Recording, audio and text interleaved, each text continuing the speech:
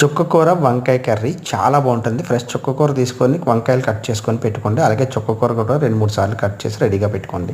అలాగే ఉల్లిపాయలు, పచ్చిమిరపకాయలు, కరివేపాకు రెడీ పెట్టుకోండి. స్టవ్ మీద కడాయి పెట్టి కడాయిలో కొద్దిగా 2, 3 టేబుల్ స్పూన్లు ఆయిల్ వేసి బాగా వేడైన తర్వాత ఉల్లిపాయలు, పచ్చిమిరపకాయలు వేపండి. కరివేపాకుతో సహా కొద్దిగా పసుపు కూడా వేసి బాగా ఫ్రై చేయండి.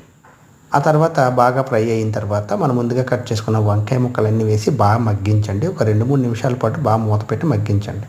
మూత పెట్టి తర్వాత చూడండి, ఒక 5 నిమిషాల తర్వాత ఎంతో బాగా మగ్గిపోయి ఉంటుంది. దీంట్లో మనం చుక్కకూర కట్ చేసిన చుక్కకూర అంతా వేసి బాగా మగ్గించండి.